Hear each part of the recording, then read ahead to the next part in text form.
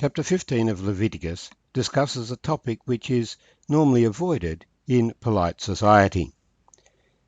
That is, that we live in a body, and that body produces various discharges, and these discharges should be regarded as unclean, so that we need to wash regularly and we need to change our clothes regularly.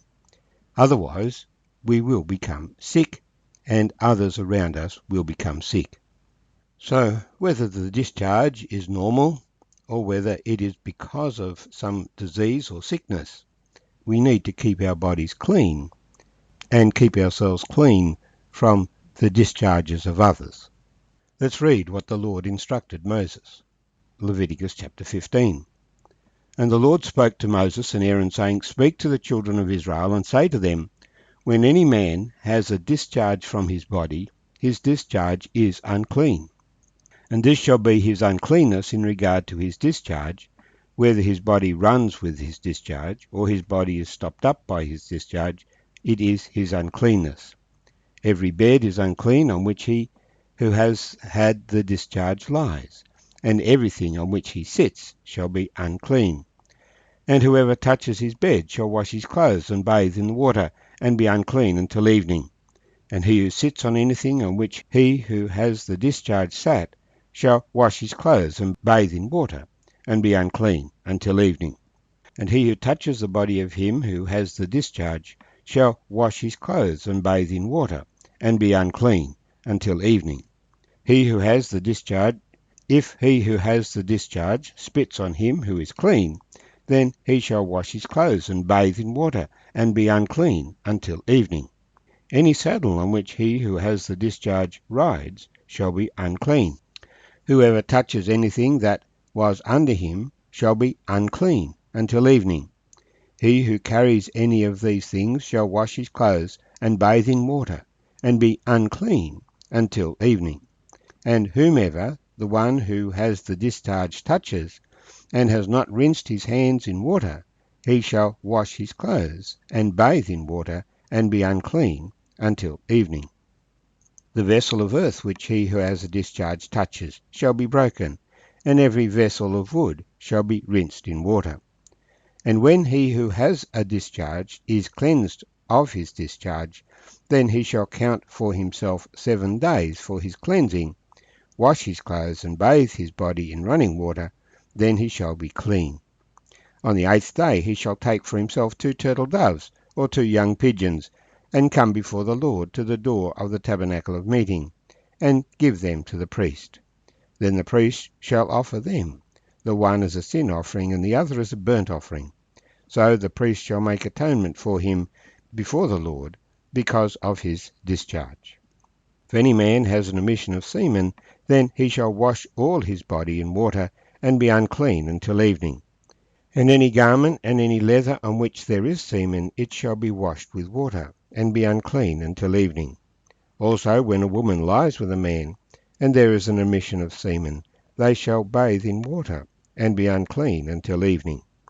If a woman has a discharge, and the discharge from her body is blood, she shall be set apart 7 days, and whoever touches her shall be unclean until evening. Everything that she lies on during her impurity shall be unclean. Also everything that she sits on shall be unclean. Whoever touches her bed shall wash his clothes and bathe in water, and be unclean until evening. And whoever touches anything that she sat on shall wash his clothes and bathe in water, and be unclean until evening. If anything is on her bed, or on anything on which she sits, when he touches it, he shall be unclean until evening. And if any man lies with her at all, so that her impurity is on him, he shall be unclean 7 days, and every bed on which he lies shall be unclean. If a woman has a discharge of blood for many days, other than at the time of her customary impurity, or if it runs beyond her usual time of impurity, all the days of her unclean discharge shall be as the days of her customary impurity. She shall be unclean. Every bed on which she lies, all the days of her discharge, shall be to her as the bed of her impurity, and whatever she sits on shall be unclean, as the uncleanness of her impurity. Whoever touches these things shall be unclean. He shall wash his clothes and bathe in water, and be unclean until evening. But if she is cleansed of her discharge, then she shall count for herself 7 days, and after that she shall be clean. And on the 8th day she shall take for herself 2 turtle doves or 2 young pigeons, and bring them to the priest, to the door of the tabernacle of meeting. Then the priest shall offer the one as a sin offering and the other as a burnt offering, and the priest shall make atonement for her before the Lord for the discharge of her uncleanness.